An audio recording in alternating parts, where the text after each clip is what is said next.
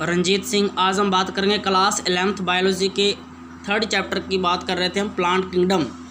आज जो हमारा टॉपिक रहेगा, हम डिविजन्स की स्टडी करने के लिए शुरुआत कर रहे हैं। सबसे पहला डिवीजन थैलोफाइटा। थैलोफाइटा के अंदर जो कि एल्गी आते हैं। एल्गी सबसे सिंपल टाइप के प्लांट्स हैं। सिंपल टाइप के जो प्लांट्स में एल्गी आता है। एल्गी जो है सबसे शुरुआत एल्गी की हुई, उसके बाद फिर जो कॉम्प्लेक्सिटीज आना स्टार्ट हो गई थी। तो एल्गी का क्या हैबिटेट्स है, क्या नेचर होता है, क्या इनका करैक्टरिस्टिक्स है, चलो आओ सीखने की कोशिश करते हैं। ये क्या है, ऑटोट्रॉफिक होते हैं, अपना खाना खुद बनाते हैं। ऑटोट्रॉफिक होते हैं, हालांकि मोस्टली ऑटोट्रॉफिक हैं, ठीक है ना। लेकिन कुछ ऐसे हैं जिसका एसोसिएशन दूसरे फंगस के साथ भी होता है, जैसे लाइकेन में देखने को मिलता है, ये साझेदारी में रहते हैं। और कुछ एनिमल्स के साथ रहते हैं, जैसे ऑन स्लॉथ बियर के ऊपर मिलता है हमको देखने को ना। तो एनिमल्स के ऊपर भी इसका जो साझेदारी है, एसोसिएशन है, ठीक है ना, वो मिलता है एनिमल्स के साथ भी और फंगस के साथ, जो कि लाइकेन में हमको देखने को मिलता है। इनकी जो हैबिटेट्स है मोस्टली पानी में, फ्रेश वाटर या मैराइन दोनों में पाई जाती है, एक्वेटिक होती है। लेकिन इसके अलावा अदर हैबिटेट्स भी है, जैसे मॉइस्ट स्टोन्स हो गए, पत्थरों के ऊपर, मिट्टी के ऊपर या लकड़ी के ऊपर हमें मिल जाती है ना, वुड के ऊपर मिल जाती है। Moist stone, soils and would के ऊपर हमको देखने को मिलती है। इनकी जो बॉडी है, इनकी बॉडी ना तो लीव्स होती हैं प्रॉपर, ना तो रूट्स प्रॉपर होती हैं, ना स्टेम होता है। तो ऐसी बॉडी को बोलते हैं थैलॉइड बॉडी बोलते हैं। कैसी? थैलस जैसी बॉडी होगी इनकी, ना इनमें प्रॉपर रूट्स है, ना इनमें प्रॉपर स्टेम है, ना इनमें प्रॉपर लीव्स हैं, इसलिए इनकी बॉडी को बोलते हैं थैलॉइड बॉडी बोलते हैं। जो एल्गी हमें यूनिसेलुलर से लेकर मल्टी सेलुलर तक मिल सकती है। यूनिसेलुलर में एग्जांपल है क्लैमाइडोमोनास, ग्रीन एल्गा है जे क्लैमाइडोमोनास, यूनिसेलुलर होता है। मल्टी सेलुलर में बहुत सारे एग्जांपल्स हैं, जैसे वॉलवॉक्स हो गया, यूलोथ्रिक्स हो गया, बहुत सारे एग्जांपल्स में मल्टी सेलुलर में है। अगर हम बात करें रिप्रोडक्शन की, तो रिप्रोडक्शन कैसे करते हैं, कैसे बढ़ते हैं, ये तीनों तरीके से कर सकता है। वेजिटेटिव टाइप कर सकता है, एसेक्सुअल कर सकता है, सेक्सुअल रिप्रोडक्शन कर सकता है। वेजिटेटिव में क्या होता है, फ्रेगमेंटेशन करेगा, बॉडी फ्रेगमेंट्स में टूट जाएगी छोटे छोटे टुकड़ों में, और हर टुकड़ा अपने साइज़ में इंक्रीजमेंट करके प्लांट की बॉडी को बना देता है। एसेक्सुअल रिप्रोडक्शन में क्या होता है, स्पोर्स बनते हैं। कैसे स्पोर्स? जू स्पोर्स बनते हैं, जो कि मोटाइल स्पोर्स होते हैं, जू स्पोर्स पर इसमें फॉर्मेशंस होता है। सेक्सुअल रिप्रोडक्शन की बात करें तो हम जानते हैं कि सेक्सुअल रिप्रोडक्शन में फ्यूजन ऑफ गैमेट्स होता है, male and female gametes fuse करते हैं यहाँ पर, ठीक है। यहाँ पे जो फ्यूज़न ऑफ गैमेट्स है, जो 3 तरीक़ों से हो सकता है। एक होता है आइसोगैमस। आइसोगैमस में क्या होगा, दोनों जो गैमेट्स हैं, मेल एंड फीमेल गैमेट्स बिल्कुल सिमिलर साइज़ के होंगे, सिमिलर शेप के होंगे, उनको आइसोगैमस कहते हैं। जब इनका फ्यूजन होता है उनको बोलते हैं आइसोगैमस। एग्जाम्पल है स्पाइरोगैरा का, स्पाइरोगैरा का है, और क्लैमाइडोमोनास, इसमें हमको देखने को मिलता है आइसोगैमस टाइप के गैमेट जो फर्टिलाइजेशन होता है। दूसरा है मीन्स बिल्कुल उनकी शेप भी अलग है, साइज़ भी अलग है, एन आइसोगैमस, उनका अगर फर्टिलाइजेशन होता है तो एन आइसोगैमस होता है ना। इसको कहते हैं, जो इसमें एग्जांपल है, कुछ स्पीसीज़ हैं क्लैमाइडोमोनास की जिसमें हमें देखने को मिलता है एन आइसोगैमस।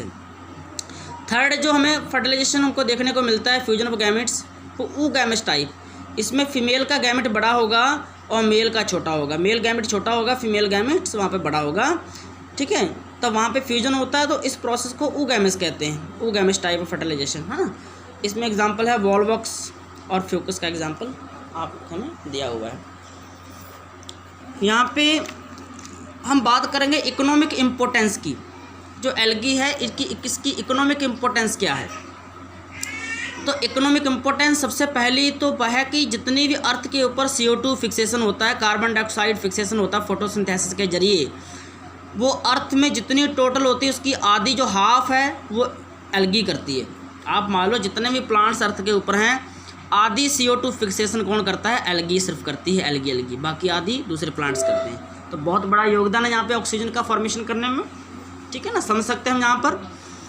दूसरा है फूड की फॉर्म में, कुछ ऐसी एल्गी पोरफायरा, लेमिनेरिया, सार्गसम, ये हैं, ये फूड के रूप में कुछ कंट्रीज़ में यूज़ करते हैं, और कुछ फिशेस भी खाती हैं इनको, एनिमल्स फिशेस खाते हैं, और कुछ ह्यूमन के द्वारा भी इसको फूड के रूप में खाया जाता है।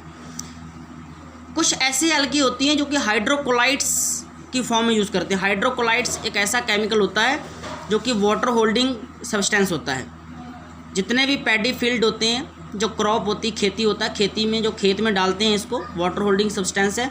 तो राइस की जहाँ पर खेती होती है वो समझ सकते हैं, वहाँ पर वाटर की ज़रूरत बहुत होती है। खेत में जो ज़मीन होती है, खेत होती है, वहाँ पर पानी की ज़रूरत होती है बहुत ज़्यादा। तो ये ऐसी एल्गी है जो हाइड्रोकोलाइट्स निकालती है, जिससे कि water holding capacity of soil बढ़ जाती है। जिससे क्या होगा कि ज़्यादा प्लांट की वहाँ पर ग्रोथ होगी, ज़्यादा प्रोडक्शन होगा।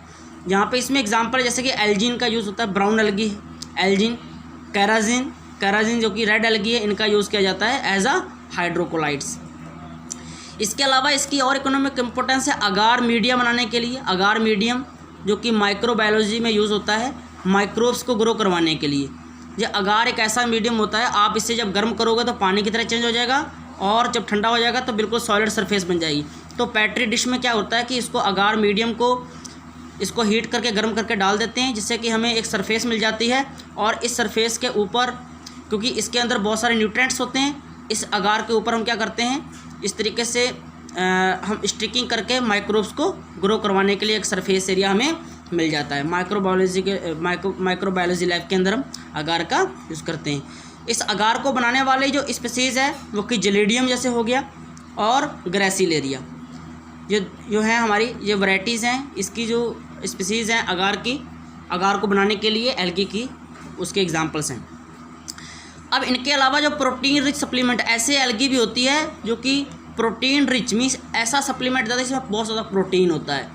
अगर हम इसको खा लेंगे बहुत ज़्यादा प्रोटीन होगा। जैसे कि एग्जांपल स्पायरुलिना का है, स्पायरुलिना एल्गी ही है लेकिन इसमें बहुत ज़्यादा प्रोटीन का सप्लीमेंट्स होता है।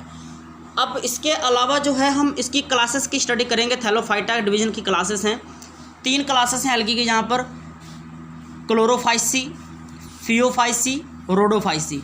ये कलर के अकॉर्डिंग इनका डिवीज़न किया गया है। और प्रेजेंस डिवीज़न, जो प्रेजेंस ऑफ इसमें जो पिगमेंट्स होते हैं, कौन से पिगमेंट्स हैं, कलर ना, ग्रीन एल्गी है उनको क्लोरोफाइसी बोल दिया, ब्राउन एल्गी है फियोफाइसी कहते हैं, रेड एल्गी है रोडोफाइसी होगी। अब जो नेक्स्ट वीडियो हम बनाने वाले हैं, हम इनके एक एक जो क्लास को स्टडी करेंगे, इंडिविजुअली एक एक क्लास की हम डिटेल में स्टडी करेंगे।